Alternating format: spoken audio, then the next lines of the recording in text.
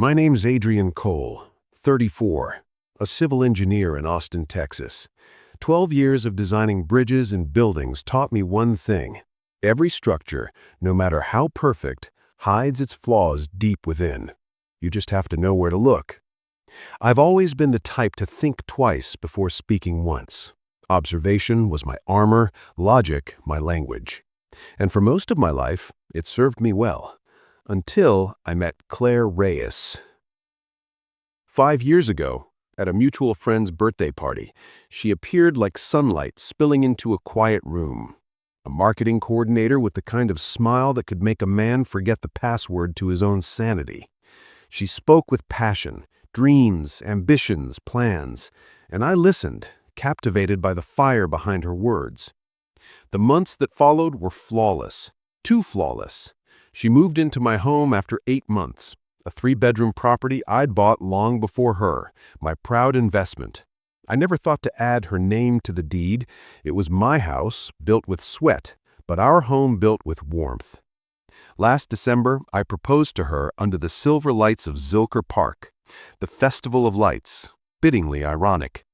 I spent 4 months' salary on a 2-carat ring, but it was her tears, not the diamond, that made it priceless in that moment.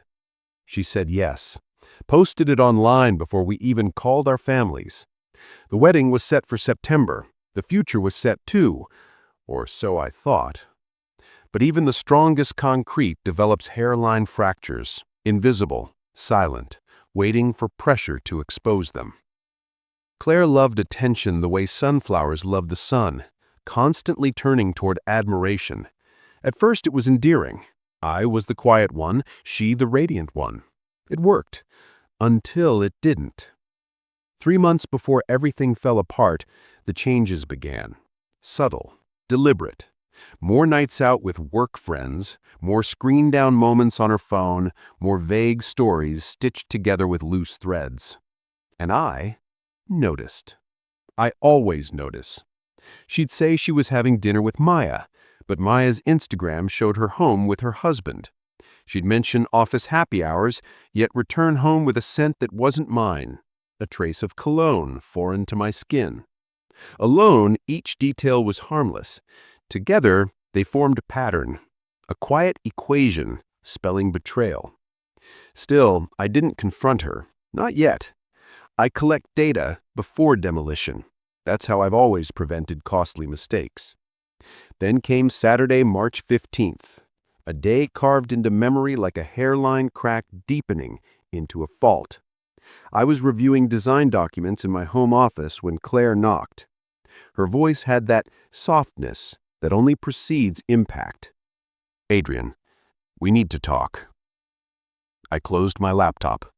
"Sure, what's on your mind?" She sat across from me, eyes tracing everything but mine. "I need time to think." Those words hung in the air like dust after an explosion. Time to think about what? Us? Your feelings? Who you are? 5 years together, an engagement ring, and suddenly she wanted a pause? "Do you want to break up?"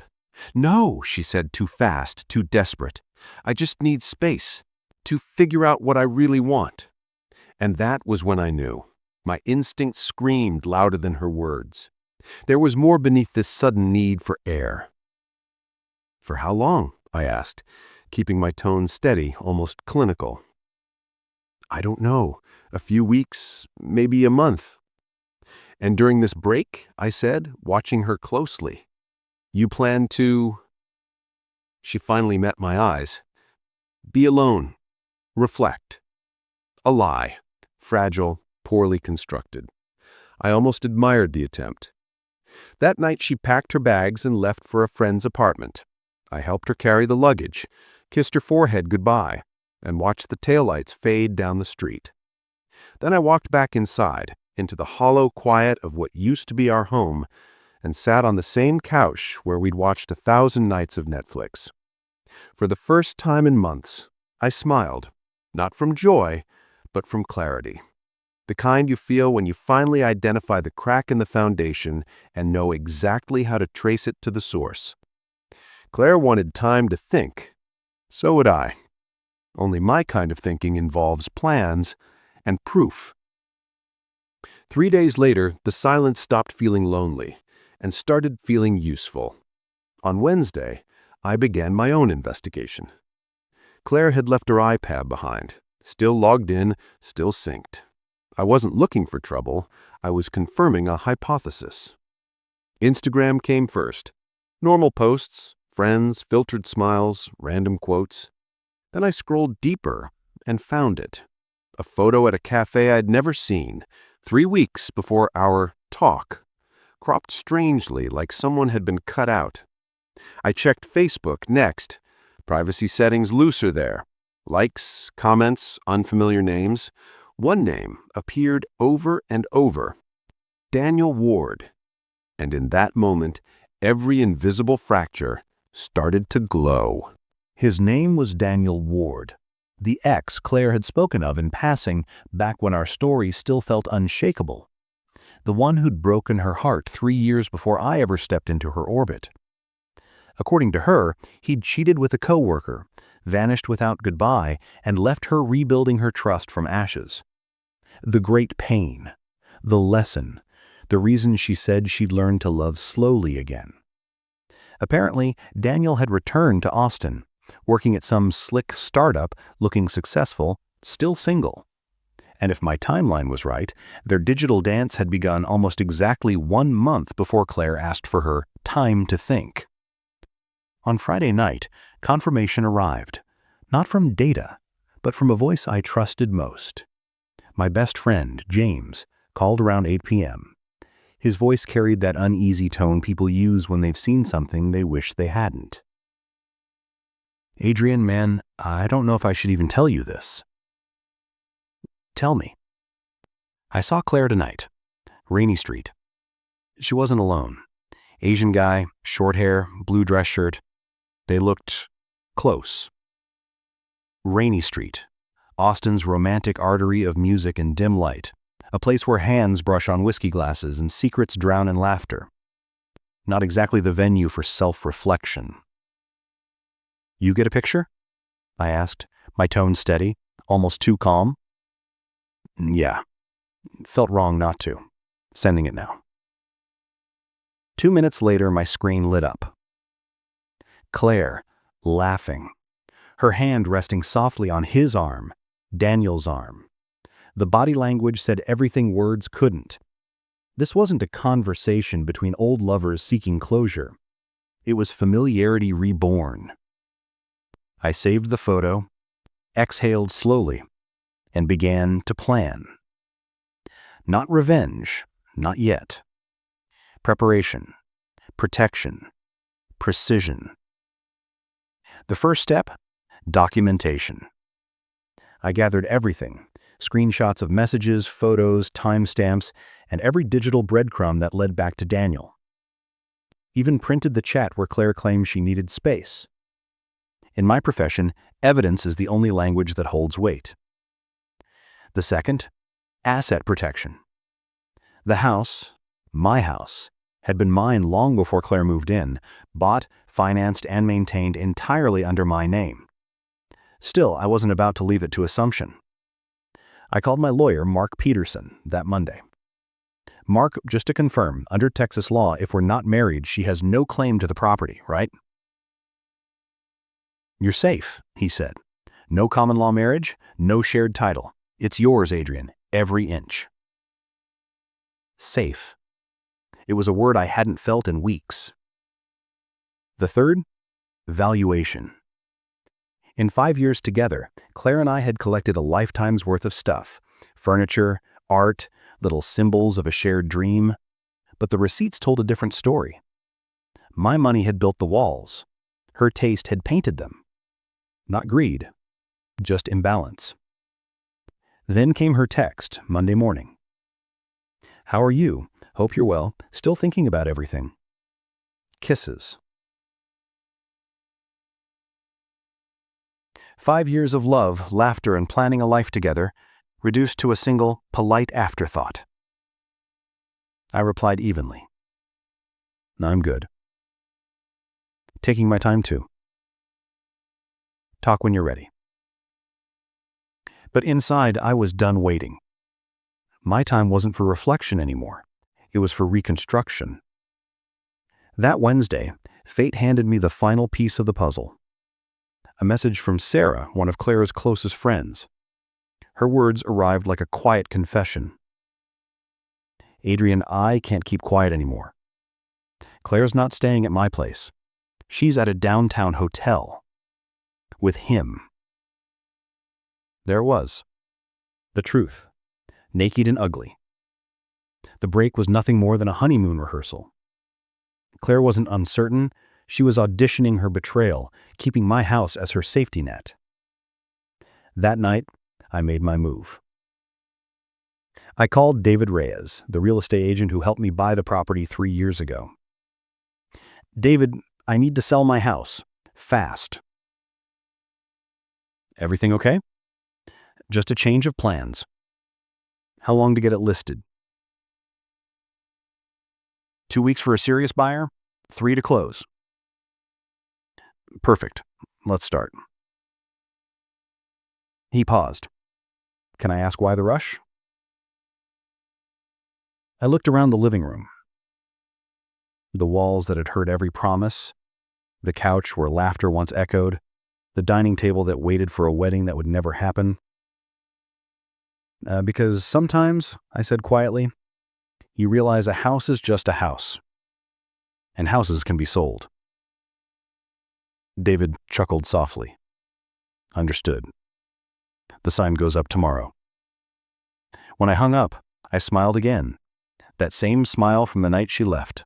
Cold, clear, unshakable. Thursday morning, the for sale sign rose like a flag marking the end of an era.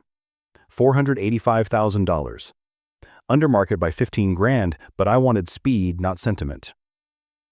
By Saturday, a young couple came to view it, a serviceman and a nurse. They walked through each room with wide-eyed wonder the way Claire and I once had. It's beautiful, she said. Are you moving somewhere bigger? Just a change of plans. They made an offer by Sunday. $475,000. Cash. David called, his voice bursting with excitement. Adrian, this is the smoothest deal I've ever closed. 2 weeks and it's done. I stared at the empty living room, at the ghosts of a future that never arrived, and thought, perfect. Claire wanted time to think. Now I had all the time in the world, and not a single reason to wait for her return. Meanwhile, Claire kept to her rhythm.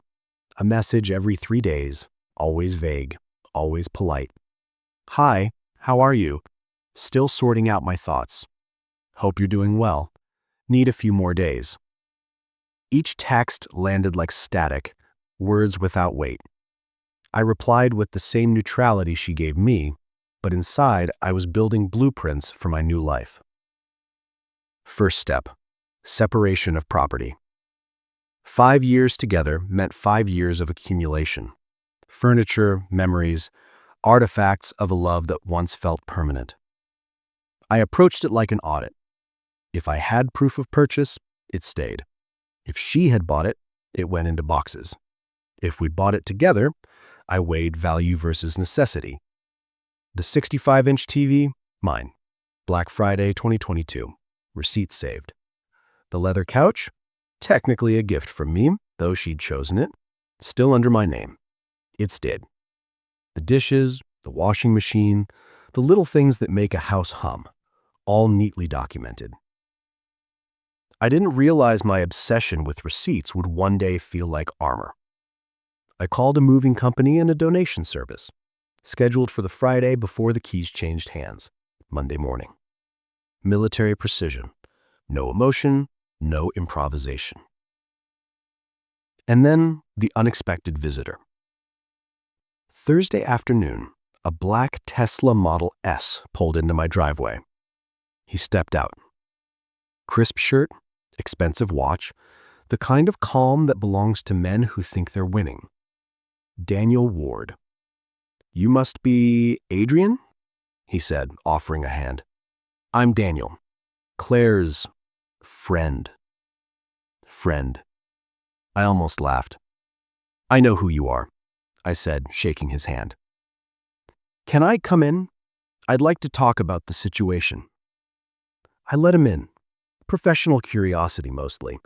I wanted to see what kind of man replaces you while pretending not to. He glanced around, admiring the house like a tourist in a museum. Nice place.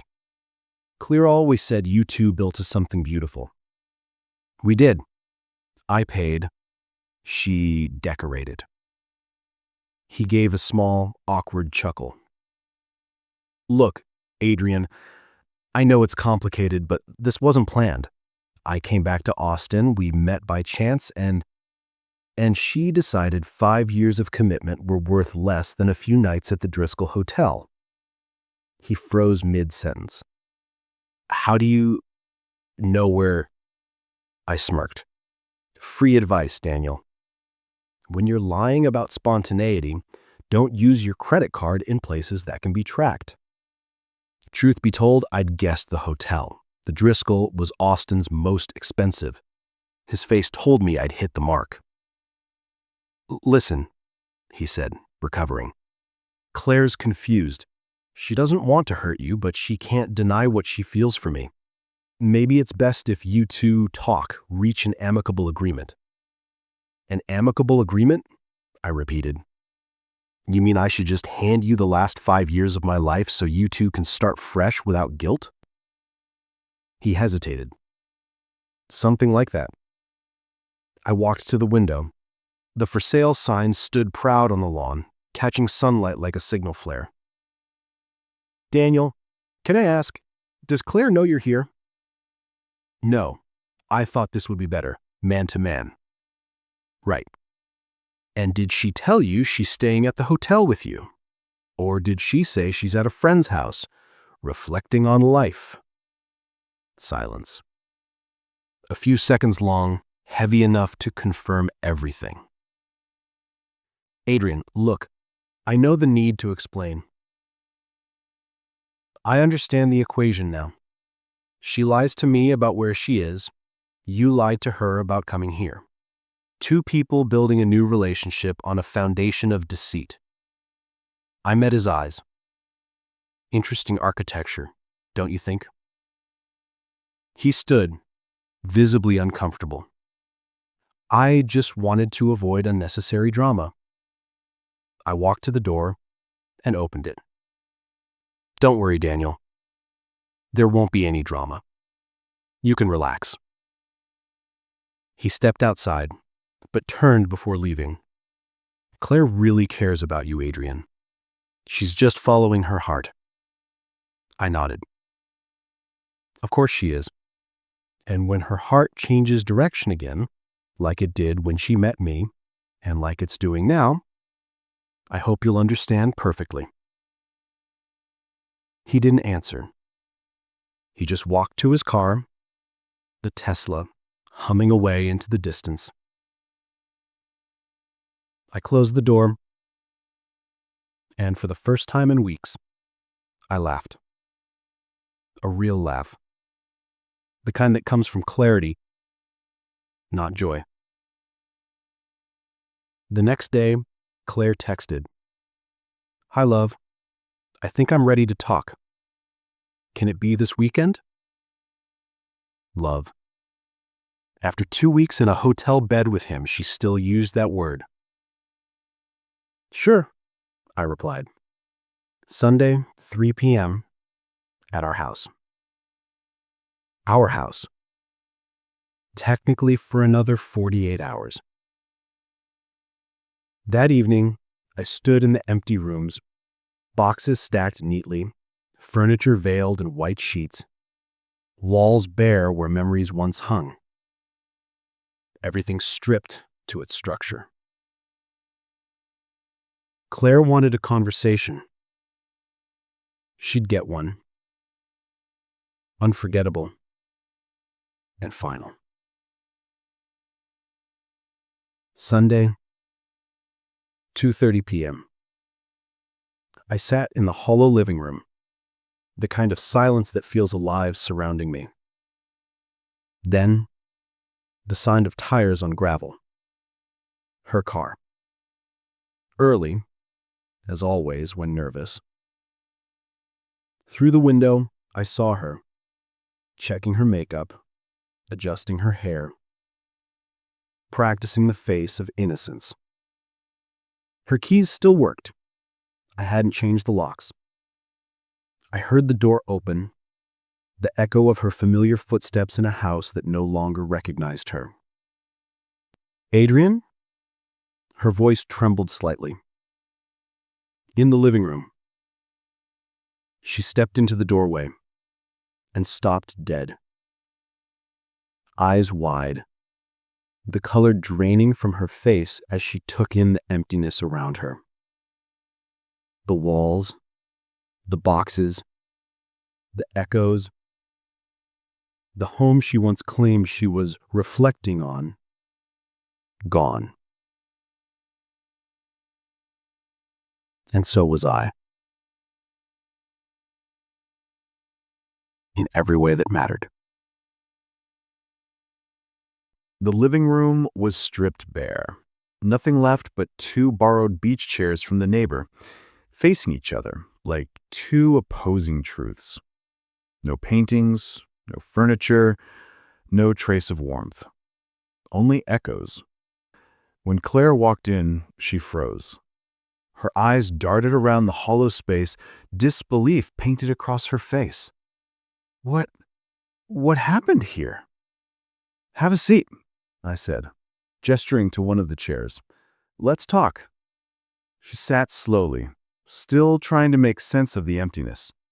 She looked beautiful, painfully so. Hair down, that same blue blouse I'd bought her last Christmas. Fitting, really. A gift from another life. Adrian, where are things? Oh, that. I pulled an envelope from my jacket and handed it to her.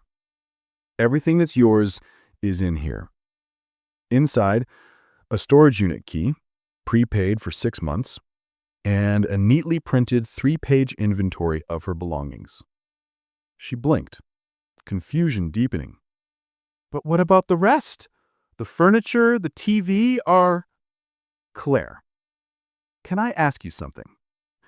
During your 2.5 weeks of reflection, where exactly were you staying? I told you, at Maya's place. Lie number 1, I said evenly. Maya messaged me last week. You weren't there. Want to try again? Her face flushed crimson. Adrian, I smiled faintly. Let me help you. Driscoll Hotel, Executive Suite, booked under Daniel Ward. Around $350 a night, plus spa and room service. Should I continue? Silence fell. Her throat moved, but no words came. How did you find out? She whispered. Observation, remember? It's what I do best. I leaned forward slightly. You wanted time to understand your feelings. But what you really wanted was to see if you still felt something for him, using our home as your safety net, just in case the experiment failed. Tears began to fall. It wasn't like that. I was confused. Confused enough to not be alone for a single night? I asked quietly. Confused enough to lie? To let Daniel come here last Thursday and negotiate our relationship with me? Her head snapped up. What did he do? Oh, you didn't know? I almost laughed. Your new boyfriend came here, said you were confused, but following your heart. He suggested I let you go, amicably, to avoid drama. Romantic, isn't it? She buried her face in her hands. Hadrian, I'm so sorry. I made a terrible mistake. I can explain. Can you explain why you lied about where you were? I. Can you explain why you didn't have the decency to end things before running back to your ex? I was scared.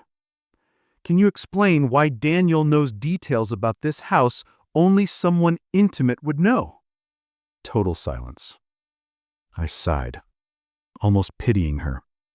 Claire, I get it now. You two reconnected long before you asked for your break. You wanted to test the spark. But instead of honesty, you built your safety net on deceit. She finally lifted her face, eyes raw. And what if I say I made a mistake? That I want to come back, that you're who I truly love? I couldn't help it. I laughed. Not bitterly, just honestly. Claire, look around. What do you see? An empty house. Exactly. Do you know why it's empty? She frowned, whispering, Why? Because I sold it. Her jaw dropped. You sold our house? Correct. My house, bought with my money 2 years before I met you. The deal closed last Friday. The new owners got the keys this morning. She stood suddenly, voice trembling. Hadrian, you can't do this. We can fix this. We can talk. Fix this? I rose too, steady and calm. You had 5 years to be sure about us. A full year of engagement to be sure about marriage. But it only took you 2 weeks with your ex to decide to throw it away. But I came back. I'm here now. You came back because Daniel didn't offer what you expected. Because you realized that a hotel fling doesn't replace real stability. You came back because your plan B failed. Her tears turned to sobs. Please, it can't end like this. I walked over and, for the last time, brushed a tear from her cheek. It can, and it will, because you taught me something valuable. What lesson? That when someone asks for time to think about you, they've already made their mind. They're just searching for a softer exit. I took my jacket, turned toward the door. You have 1 hour to grab whatever you might have forgotten. Leave the keys in the mailbox when you're done. The new owners move in tomorrow. Hadrian, wait! I paused, hand on the door frame, but didn't turn around. Claire, you wanted freedom to explore your feelings. Now you have it. And so do I. Freedom to build a life where I don't have to wonder if I'm enough. Then I walked out. Through the rearview mirror, I caught one last glimpse of her standing in the doorway, crying into the empty space she'd created. I felt a flicker of sadness, but no regret. 3 months later, Denver, a skyline of possibility. My consulting firm was already thriving. New city, new clients, new rhythm. For the first time in years, I wasn't second-guessing anyone's heart. Just building again, this time for myself. Claire sent 3 emails. The first, desperate. Please, give me another chance. The second, angry. You're heartless, cruel. The third, quiet. I understand now. I wish you happiness. Mutual friends told me she and Daniel didn't last. 6 weeks to be exact. When the novelty faded, reality moved in. Uninvited, unforgiving. I wasn't surprised. What I learned through all this is simple, but it stays with me. Sometimes the kindest thing you can do for someone who's unsure about you is to show them calmly and completely that you're sure you deserve better. So if you've ever been betrayed, underestimated, or made to feel like an option, remember, self-respect isn't revenge. It's rebirth. If this story resonated with you, hit the like button. Share it with someone who needs to remember their worth. And tell me in the comments, have you ever used your mind to protect your heart from someone close? Because sometimes the sharpest form of justice is walking away in silence, knowing you've already won.